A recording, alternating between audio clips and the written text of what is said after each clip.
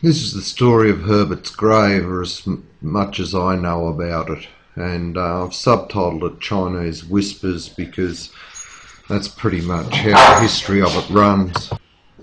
It starts off, I'm going to read four very short news clippings because you probably can't see them on video, but it starts off with unknown graves, block use of bridge at Nass, removal likely to Thawa.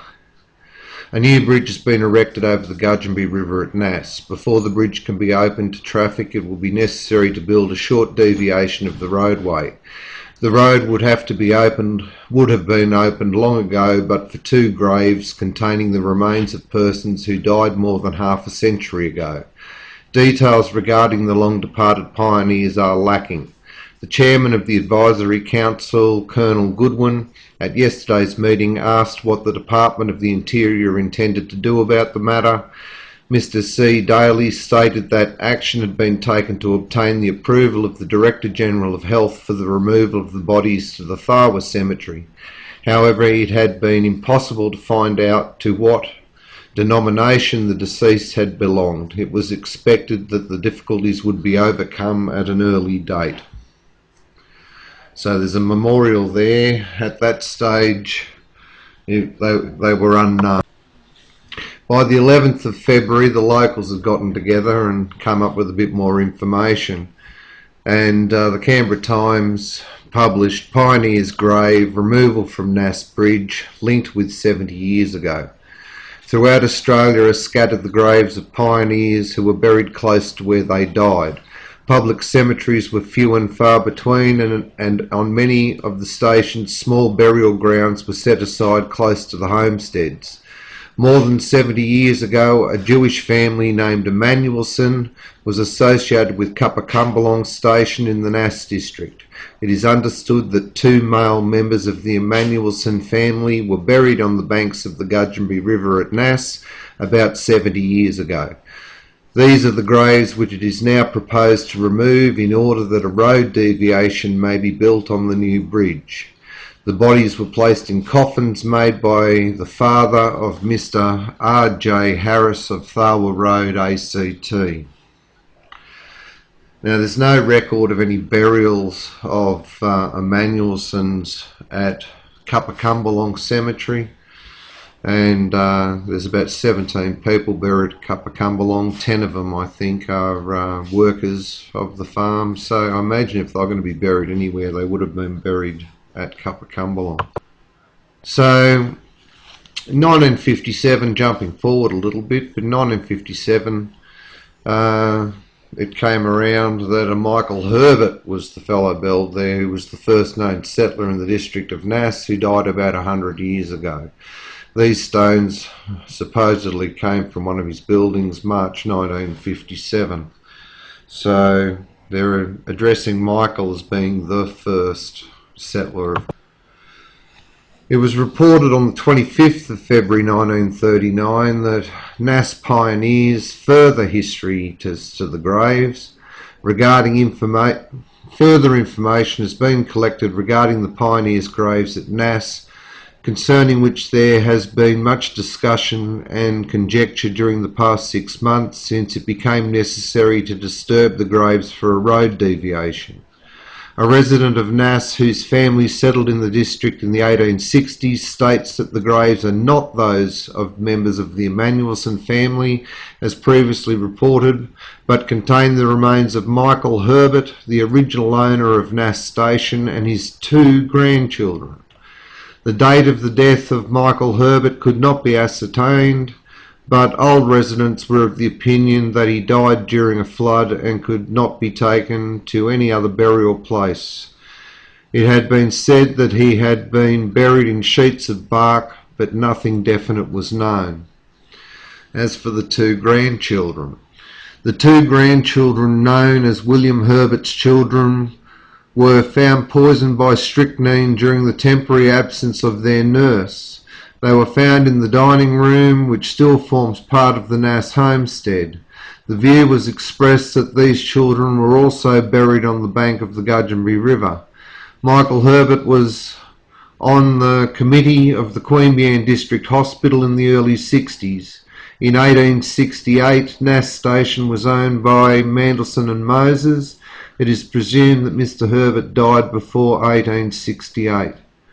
Emanuelsons and Moses did not own Nass for very long, the station eventually being sold. The origin of the name of Nass has not been definitely established, but it is summarised that some member of the Herbert family, possibly the mother, came from Ireland and named it after her Irish hometown. So it's interesting that it's a Michael Herbert, first settler, who was buried there, and two grandchildren who were known as William Herbert's children were buried there. So is it William Herbert there? Because Lisbeth Orrick sent me an email, and it read basically, the plaque on the cairn, which was erected of stones from the old homestead, is incorrect. It is not Michael Herbert who is buried there. It is William Herbert Sr., his father.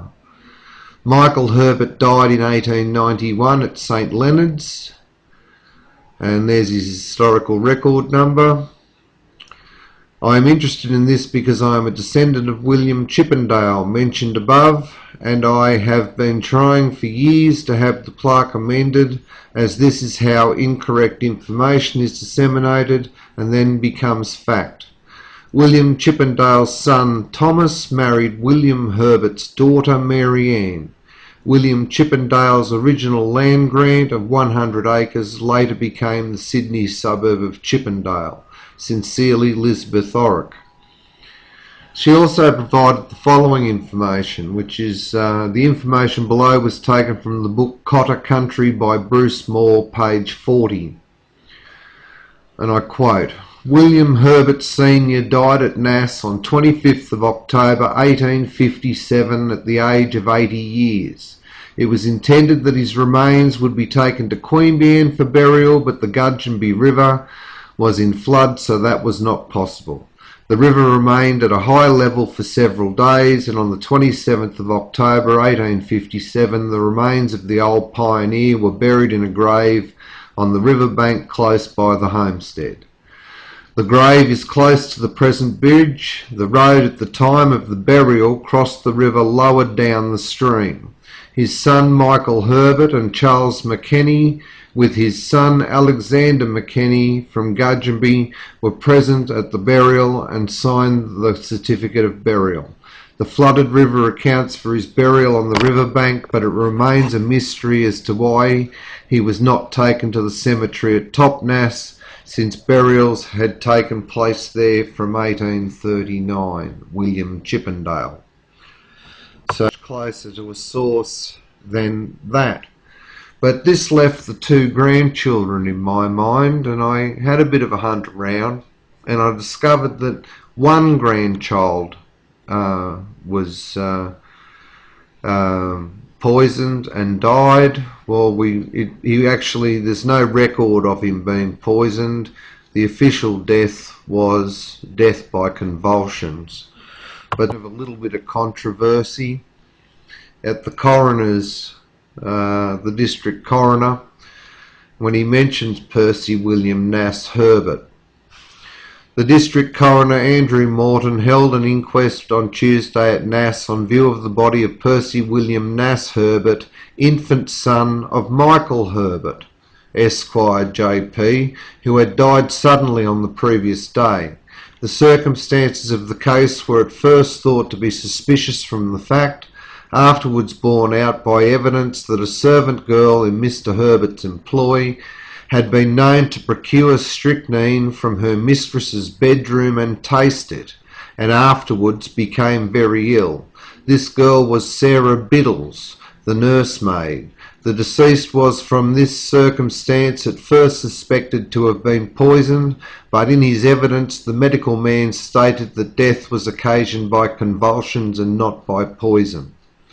But notwithstanding to the familiar with strychnine and its effects upon the system, the symptoms attended attending deceased in his death was such as to leave the impression, as it does with us, that strychnine had something to do with the deceased's extraordinary death.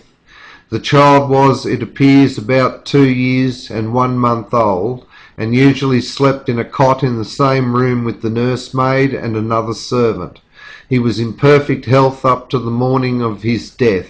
A younger child of Mr. Herbert's had a few days before been ill, it is said, of convulsions, and a medical man had been called in, but before he arrived the child had recovered, or nearly so. So all I can ascertain from that is that it was a longer article if you go to the link at the National Library, and it explains all of the medical jargon, etc. That they came to the conclusion that he died of convulsions and not by strychnine poisoning, but there's still questions to be asked. But one child died, not two, and that was known in 1865 from the Queen Bean.